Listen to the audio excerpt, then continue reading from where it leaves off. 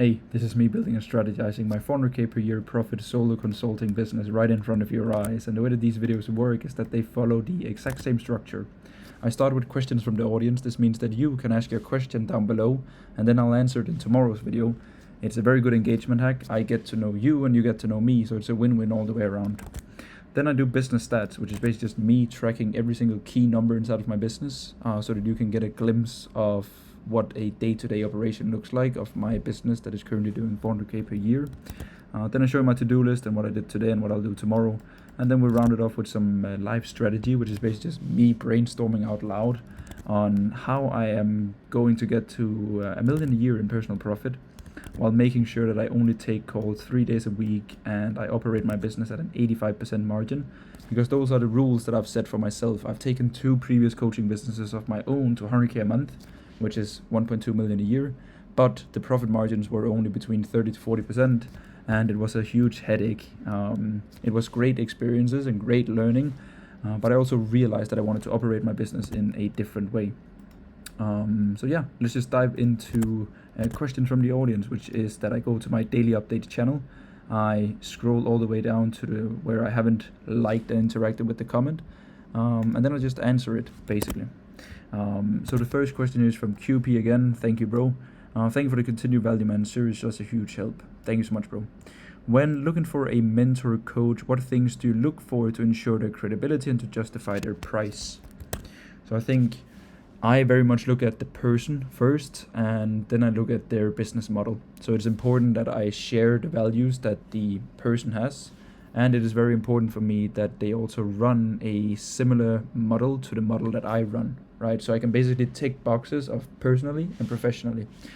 Then it's pretty important for me that they are 1 to 2 steps ahead of me, which means that they are not making $10 million a year, because that is too far out in the future for my current standpoint, right? I'm at around 400k per year in profit. So ideally I need to find a mentor that is around the 800 to, let's say, $1 million a year in personal profits, right?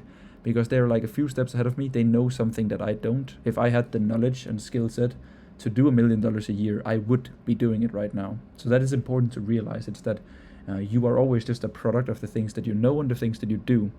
And then there's typically a delay to it. So I try my best to every single day act like a person that is doing $1 million a year in personal profit, because then I know that with the right amount of time and a long enough period of time, it's just a matter of time before I also hit that goal. But then of course I find people who's done it, and then I pay them a large amount of money in order for them to consult me and getting there. So yeah, to ensure the credibility, I look of their history of results. So like, how long have they been in the game? How long have they got student results? How long have they shared content? Are they consistently showing up every single day? And yeah, I mainly look at them actually, and not so much their students, because I'm like, if they could do it, so can I. So it's not so I don't really care about what they've done for other people. I think that of course it's important with social proof, and I know people wait a lot, but I don't really do it, to be completely fair. Is it important that their experience fits your business model exactly? Yes, when it's a business mentor in the consulting space, their vehicle, so their business model, is extremely important to me. Let's say that I wanted to find a mentor or somewhat of like a coach or whatever it could be outside of the consulting online business space, then I wouldn't care. But for example, I've many times considered if I should get like a 35, 40, 50-year-old guy that could maybe teach me some things about leadership or decision making, investing, or these kind of things. So maybe I'll get one of those, but I don't think right now it's not the time, because I'm pretty locked in on what I want to achieve. Do you think you should provide you with assets you can use for your own business, like templates, Slack channel, trackers? I think it's a bonus. For example, the mentor that I have now, he had like a lot of different smaller offers, and then his one-on-one is 18k, and I just texted him, I don't care about what you can offer me in terms of like program and trackers and these things. I just need time with you. I've realized that where I get the most from a mentorship is when I just spend time with the person, because then that person can look at my individual business, my skill set, my current foundation, my numbers, my bottlenecks, and then they can make decisions together with me as an external business partner. Whereas a course is good for volume, and it's good for also getting people from A to B without your involvement, and it's a good way of like basically it's like coaching people without spending time with them.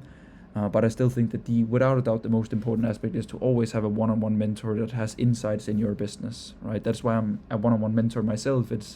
I know my clients' businesses, I know their numbers, I know their clients, I know everything about their business, right? And that's why they stick around. So I think the perfect combination is one-on-one mentorship, and then also very good frameworks and resources.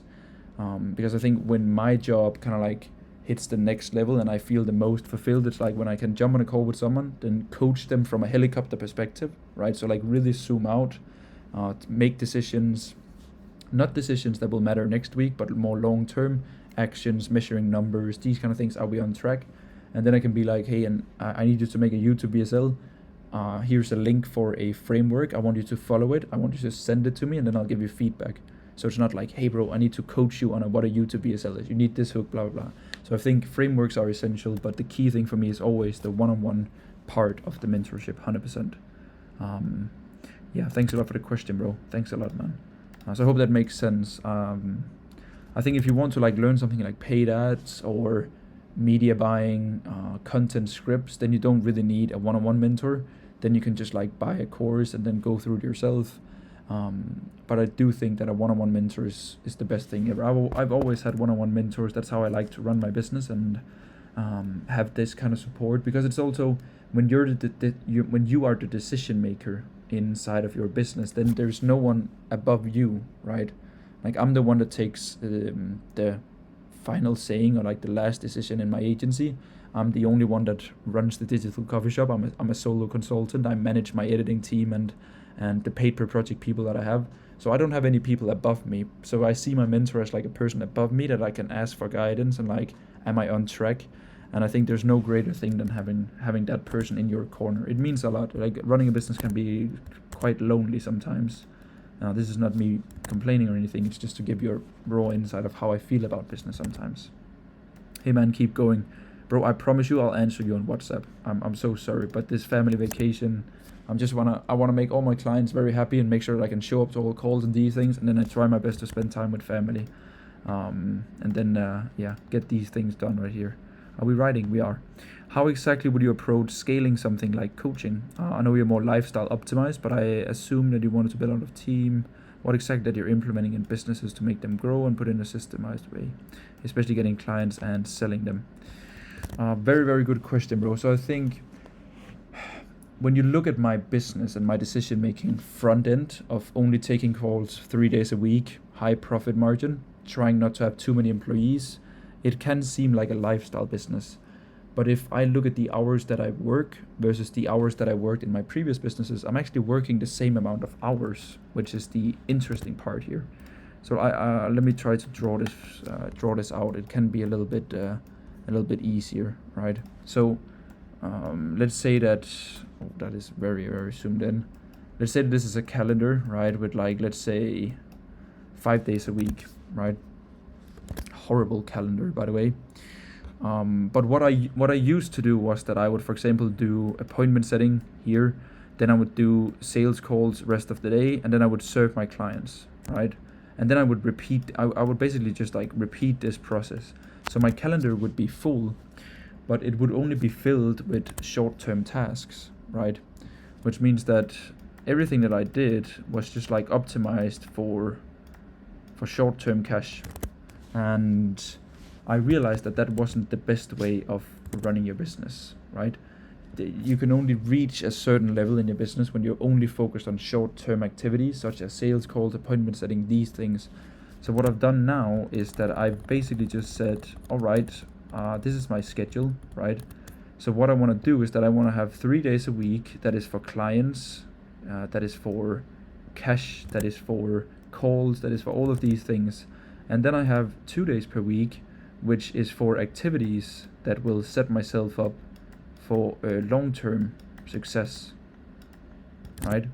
So now I work the same amount of hours, but if you boil it down in hours, and I now have 16 hours a week that I can spend on things that will make me a lot of money in 2 to 5 years from now, right? And I think this you should have, every business should have like very long-term focused tasks always, but it depends on what season you're in. If you're struggling to pay rent, and if you can't afford ads, if you can't afford investing in your content, you should focus all your time and energy on short-term activities and maintaining clients. As soon as you get cash flow, you want to like slowly and surely start spending more hours on long-term. So I just wanted to like emphasize that even though that my business looks like a lifestyle front end, the hours that I don't spend, I'm not taking sales calls. I have 2 days a week where I don't take calls. I'm not on the beach. I'm basically just working on very longer term projects that I will of course show you on this channel what I'm working on, like a YouTube series, programs. I just invested into another business venture that I'll also can talk about in a few months. So there's a lot going on, but it's like very long term, because I have secured some short term cash, which allows me to sustain the lifestyle that I have now for the next 3 to 5 years, which allows me to think very long term, which is a very luxurious position to be in, and I'm forever grateful. So to scale a coaching offer, bro, well, in a coaching offer there are a few things.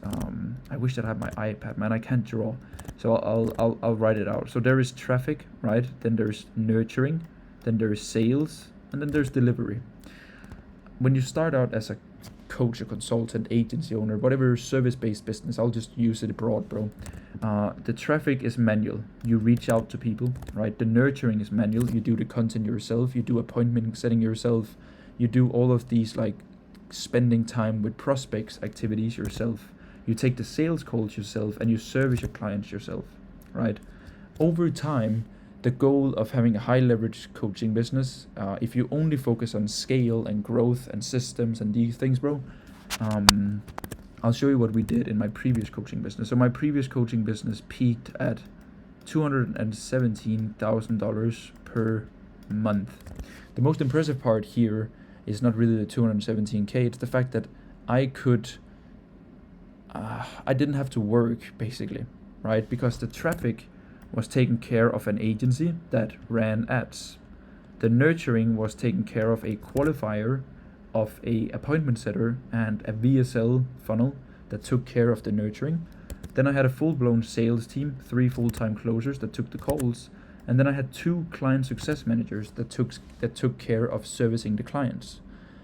So the way here, bro, is that you can only have one problem at a time, right, in a coaching business. And it doesn't matter how many closers, setters, client success managers you have.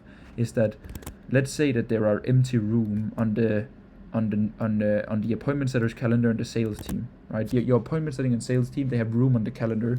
Then you have a traffic problem because you can't sustain you can't sustain your team members and the volume. So you turn up ads. Then suddenly you get too many calls on calendar. Now you have a nurturing and sales problem because you're not making the most of every lead. So then you hire a new setter or a new closer. And now there's a huge inflow of clients. So the traffic is good, the nurturing and sales is good, but there are too many people. So you just hire a new client success manager. So you only have one problem at a time, basically. So this is how you scale coaching businesses extremely fast, bro. I've made a video on my main channel called The Fastest Way to 100K a Month. You can take inspiration from that if you only want to focus on scale.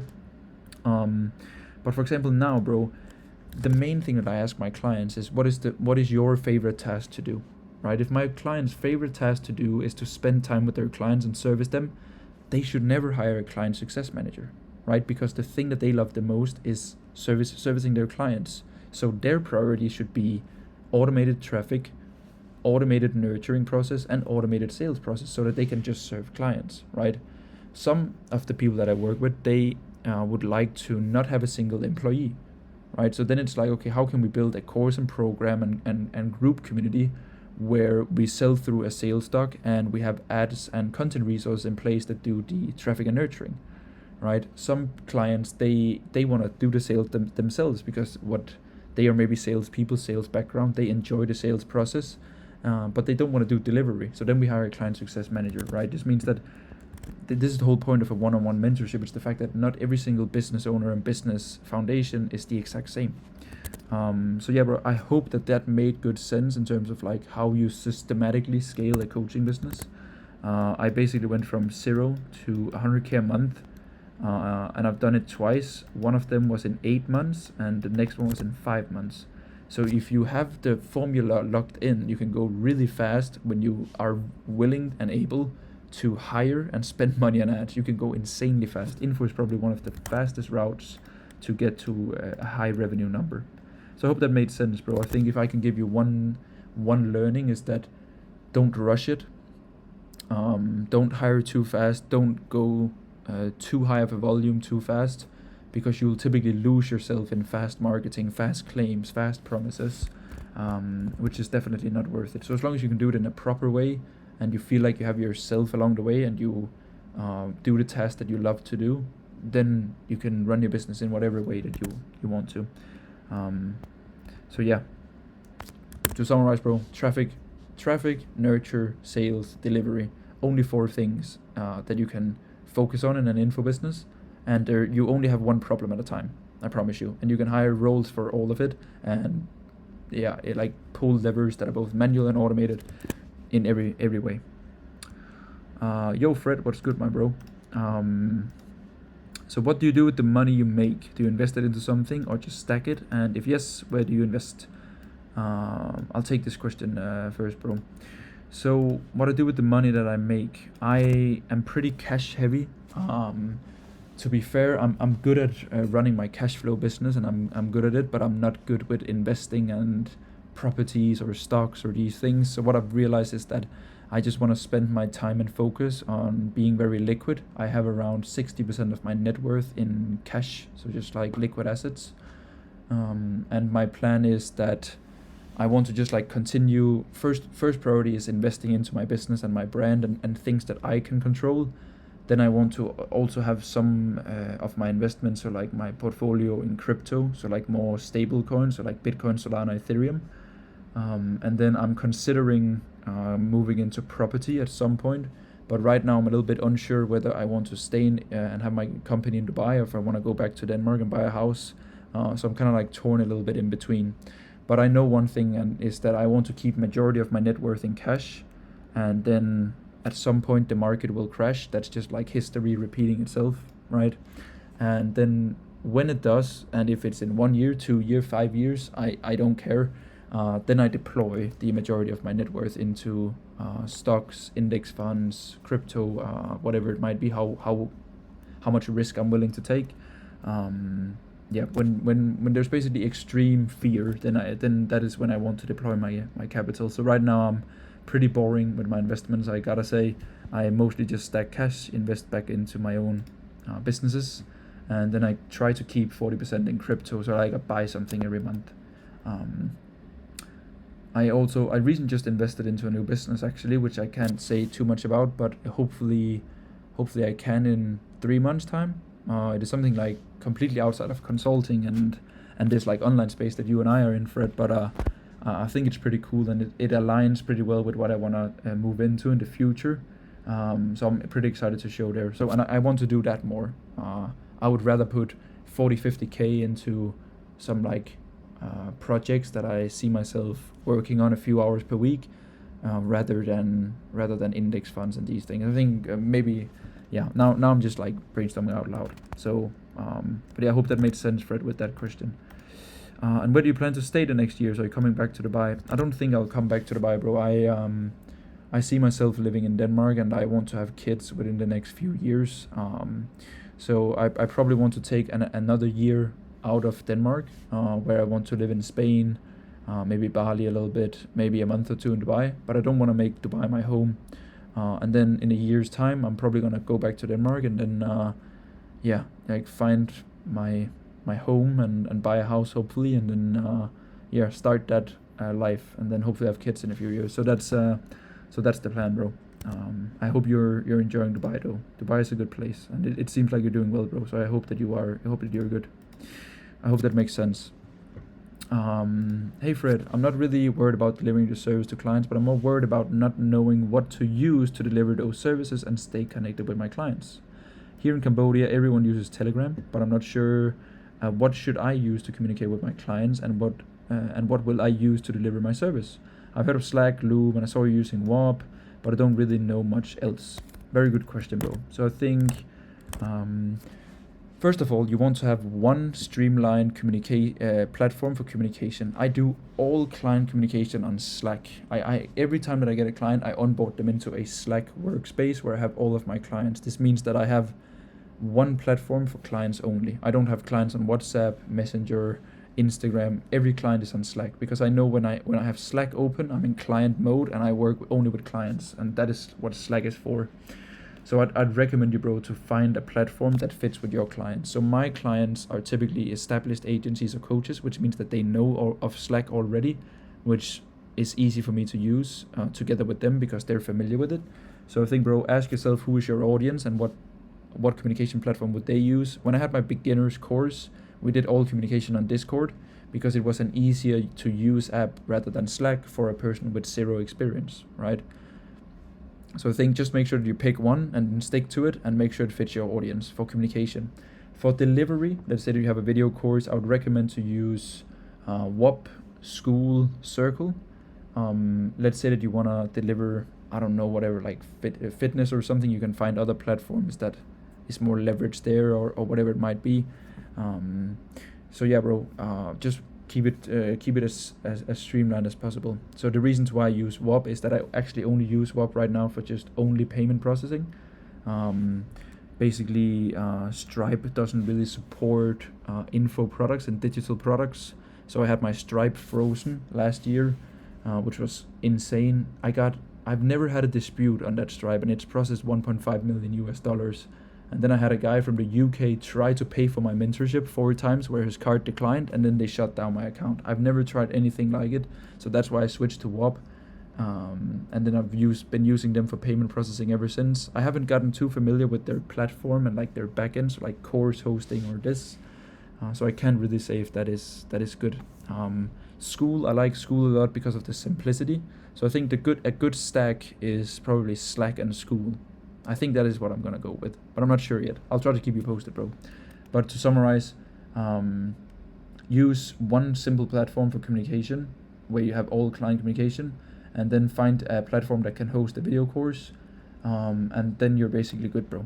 Then you can, for example, add Loom if you want to do video answers to clients. You can get this Chrome extension that I have here called Page Marker, for example, where you can draw on screen if you want to visualize something. I use Excalidraw for these daily updates videos. So there are many things that you can do. So that is it for questions. Thank you so much to everyone watching these videos and asking questions. It's actually becoming a little bit of a highlight of my day here doing these videos. I think they're pretty fun to make.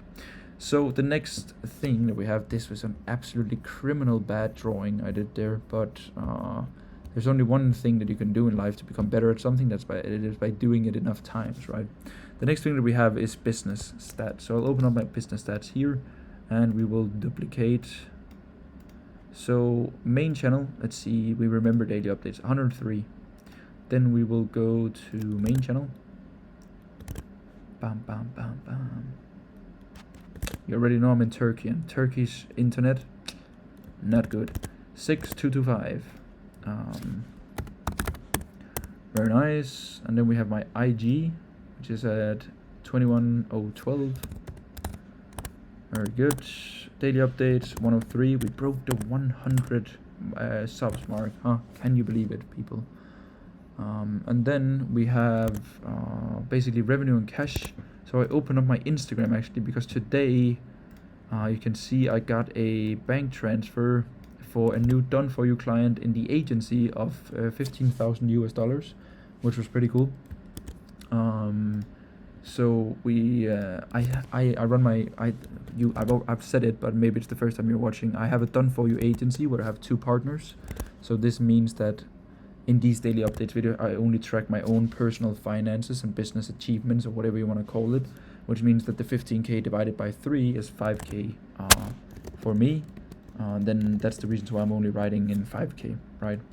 And then for costs, we paid for a kind of like a master tracker, master overview thing, automation for the done for you agency yesterday, which was $700, which means that is $233 on my end. So that is basically it for the business stats sheet. Let's zoom out a little bit again. It's very zoomed in. There we go. So yeah, pretty decent day yesterday. This client is extremely cool. I can't wait to get started. I'll try. I don't know how much I can share of the done for you build out process, but basically we start 1st of June and then we go live 1st of September. So maybe I can share something along the way, and if not, then we'll just have to wait until 1st of September when we launch with this done for you client. Sorry. So yeah, that is it for business stats. Nothing too crazy. For to-do list today was Friday, so on Fridays I always host a masterclass inside of my community. So I think we were 14 people today, which was very cool. I did a masterclass and presentation, 90 minutes, on a new ad concept that I've seen work extremely well, that I've tested for a few of my clients. So I did a presentation. The way that I do presentations is I break down why you should do this thing that I'm preaching, with a good note. And then I basically provide frameworks, and then I provide stats and numbers from my own experiences and my done for you clients. And then I give people a presentation. So like I present something, then we open up for questions, so that we can go over that topic together. And then I've always made like a written step-by-step guide that I give people access to, so that they easily can implement, for example, in this case, this new ad concept, typically with prompts and frameworks and outlines and everything. And it works pretty well. I'm pretty happy about that process of me learning something and then doing a masterclass, instead of me having to update a whole video course if I learn something new. So I do this once a week, and it works very well. And then I had a few one-on-one calls. I had a client status check-in for the done for you agency. So overall it's been a good day. Then it's Friday here, it's 11 p.m. now. So I had dinner with my family, it was very nice. We're going home from this vacation on Sunday, so tomorrow will just be like the last day here of like family stuff and chilling. And then we're going home Sunday, and then regular week next week. It's gonna be very nice. I can't wait to get back into routines. And yeah, the cool part about holiday is that I always try to work and maintain my business, but I think the best part about holiday is actually the first 3 or 4 days is a little weird because you're out of your normal routines and a lot of work. But then you start to get like really good ideas, and you start to think a little bit more creatively when you're laying in the sunbed, or when you're like spending more time with like my family who's not business people. They also ask me some good questions about like, hey, why don't you do this? Why don't you do that? So I'm pretty fired up and ready to get back to work. I have a lot of ideas, and I have an exciting summer ahead of me where I'm just going to be building my program for the whole June and July. And then I'll open up again for new spots for my mentorship, and also group and do it yourself on the 1st of August. So I'm pretty excited about that.